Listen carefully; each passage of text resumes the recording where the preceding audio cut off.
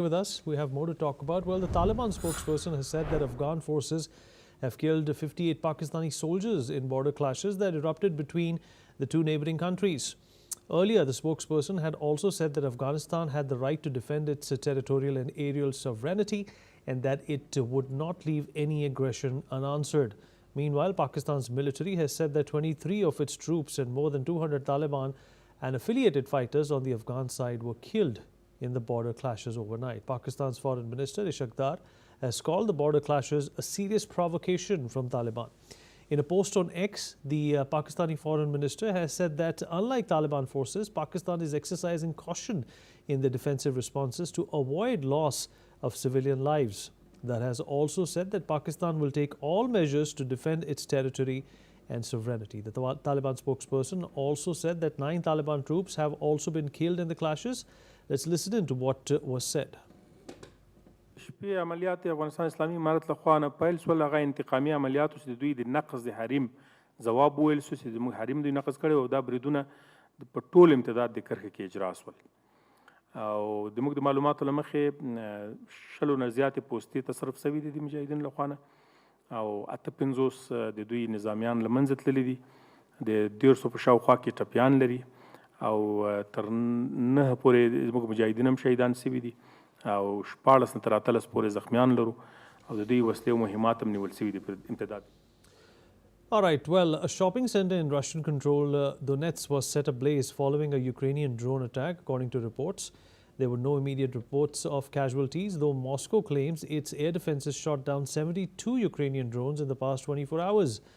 Donetsk, held by pro-Russian forces since 2014 and later annexed by Moscow, has seen repeated strikes since the war started.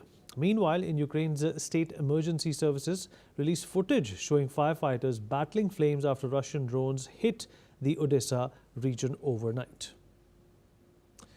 Andrew is still with us. Andrew, in fact, in the latest from this conflict, Zelensky has, shown some,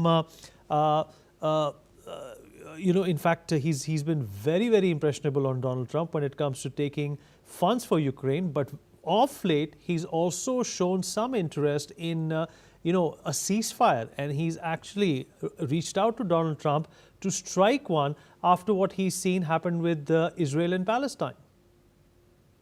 Well, I think that's right. And I think President Zelensky is probably getting quite desperate for some kind of ceasefire.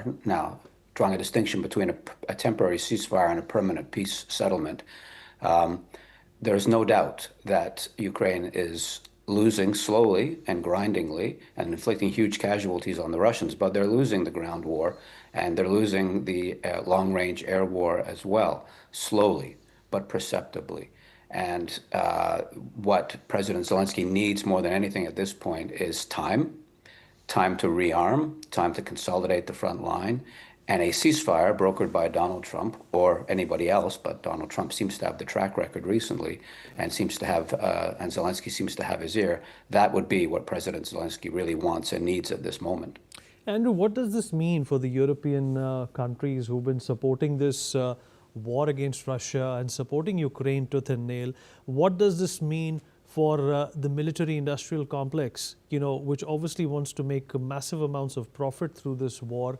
And now Zelensky showing interest in ending this conflict will break a lot of hearts. Well, yes, of course, the military-industrial complex always has its interests at play and likes war. It generates more customers. But I think the key thing here is that in that vein, that President Zelensky is not asking for a permanent resolution to the underlying causes of conflict. He's looking for a temporary ceasefire, and a temporary ceasefire that will allow him in part to continue negotiations, but in large part to rearm as well. So a ceasefire, temporary ceasefire, is actually in the interests of that military-industrial complex. I'm not sure that President Zelensky has got that front of mind at the moment, but that's certainly in the air, as it were. All right, Andrew, always a pleasure having you. Thank you so much.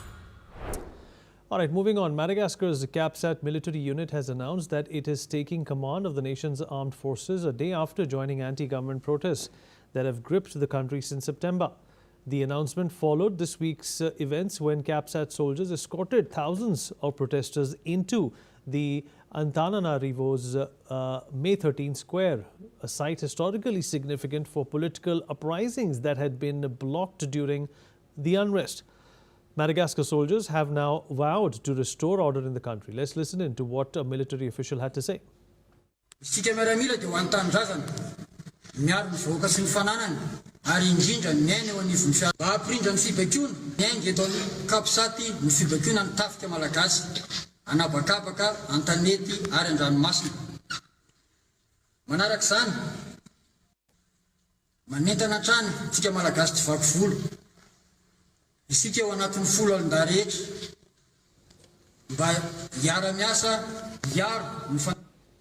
And earlier, President Andrei Rajolina's official office had said in a statement that an illegal and forceful attempt to seize power was underway, calling on citizens to defend constitutional order and national sovereignty. The protests began September 25th over water and electricity shortages inspired by youth-led movements in Kenya and Nepal. Demonstrators now demanded Rajolina's resignations as an apology for violence against protesters. And according to the United Nations, at least 22 people have died since September, though the government disputes this count.